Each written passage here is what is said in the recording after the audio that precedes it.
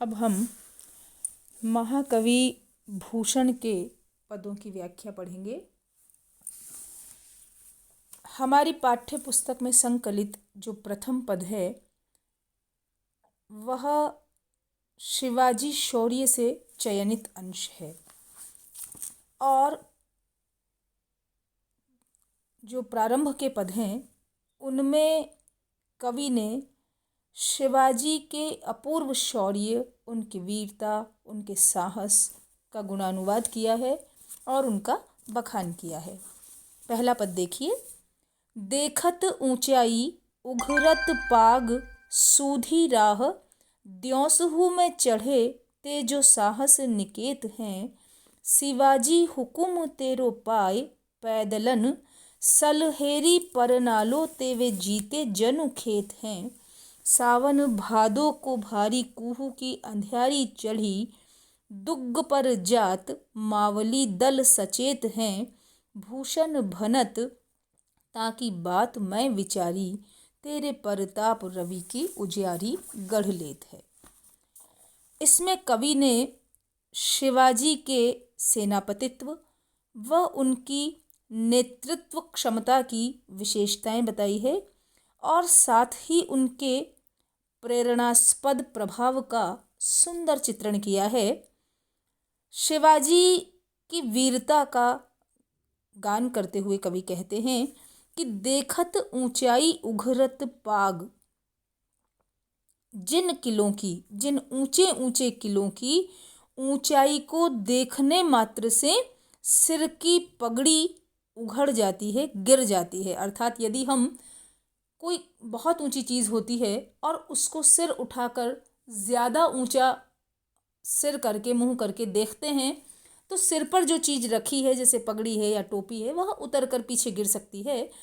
तो कवि कह रहे हैं कि जिन ऊंचे ऊंचे किलों की ऊंचाई को सिर उठाकर देखने मात्र से सिर की पगड़ी गिर जाती है, सूधी राह, और जिनका मार्ग कैसा है, बिल्कुल सीधा मार्ग है। सीधे मार्ग से अर्थ है कि वह इतना ऊंचा है लेकिन उस चढ़ाई का मार्ग सीधा है। और हम सभी जानते हैं कि यदि चढ़ाई एकदम सीधी होती है, खड़ी चढ़ाई होती है, तो उस पर चढ़ना बहुत ही मुश्किल या यूं कहें कि असंभव प्राय होता है। तो सूधी राह, द्योसहु में चढ़े तेजो साहस निकेत हैं। द्योस कहते हैं दिवस, दिन।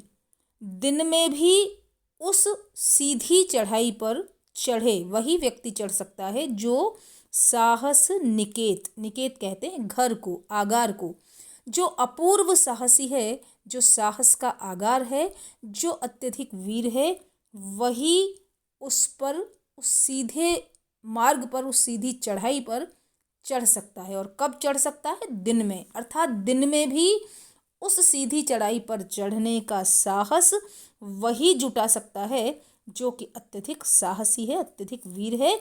नहीं तो उस सीधी चढ़ाई पर व्यक्ति दिन में भी चढ़ने का साहस नहीं जुटा पाता।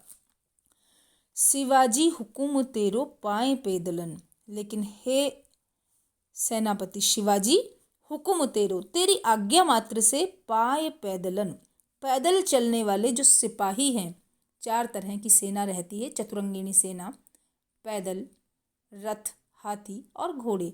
तो जो पैदल सैनिक हैं, पाए पैदलन, पैदल चलने वाले, पैरों से चलने वाले जो सैनिक हैं, वे भी सलहेरी परनालो तेवे जीते जनु खेत हैं। सलहेरी और परनालो, सलहेरी एक दुर्ग विशेष है। वह दुर्ग है जिसे सन 1659 ईस्वी के अंत में शिवाजी ने जीता था।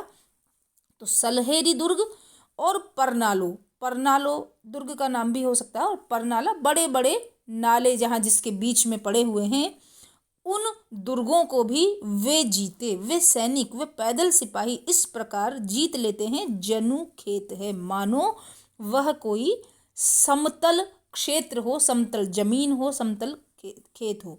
सिपाही तंग मार्गों से चढ़कर समतल खेत के समान उन दुर्गों को जीत लेते हैं। ऐसा लगता है जैसे उनको इसमें किसी प्रकार का कोई डर ही नहीं लगता। और कैसे जीत लेते हैं? शिवाजी हुकुम तेरे, तेरे हुक्म मात्र से।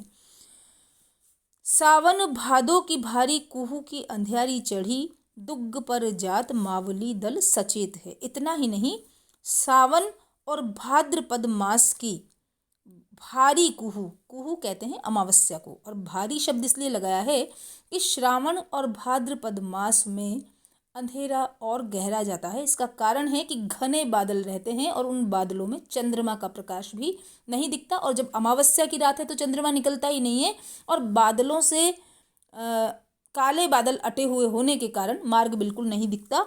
तो सावन भादो की भारी कुहू की अंधेरी चढ़ी, तुम्हारे ये जो सैनिक हैं आपके, वे श्रावण और भाद्रपद मास की घनघोर काली अमावस्या में चढ़ी दुर्ग पर जात, इन दुर्गों पर चढ़ जाते हैं रातों रात।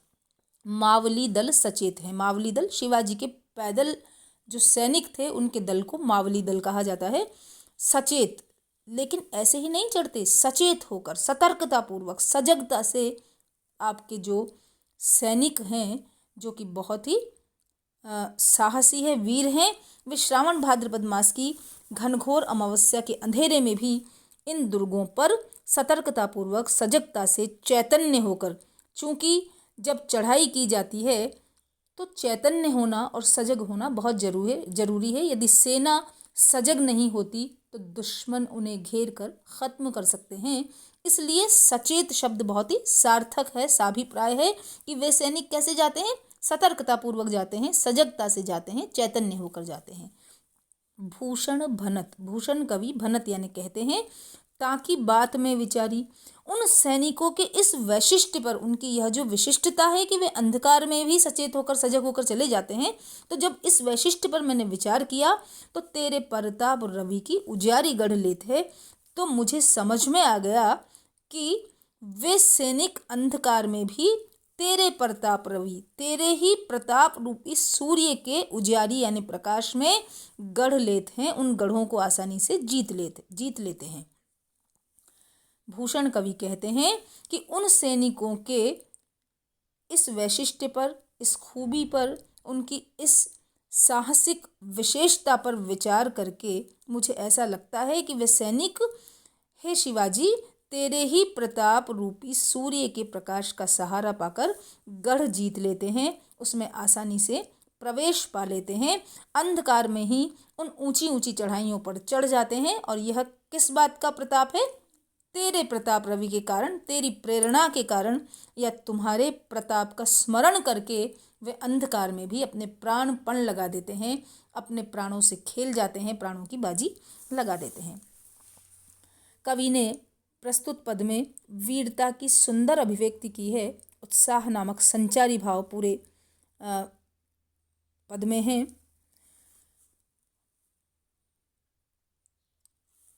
अनुप्रास अलंकार यत्र तत्र है और जीते जनु खेत है, यहाँ उत्प्रेक्षा अलंकार है। अंतिम पंक्ति में परताप रवि, यहाँ रूपक अलंकार है, प्रताप रूपी सूर्य, और पद में त्रि अलंकार भी है। और शिवाजी की नेतृत्व क्षमता का सुंदर चित्रण, उनकी वीरता का सुंदर चित्रण कवि ने इस पद में किया है। जैसा कि स्पष्ट ही है कि भूषण की जो भाषा है वह ओजगुण समन्वित है और उत्साह भाव से परिपूर्ण है। वीर रस यहाँ हमें दृष्टिगोचर हो रहा है।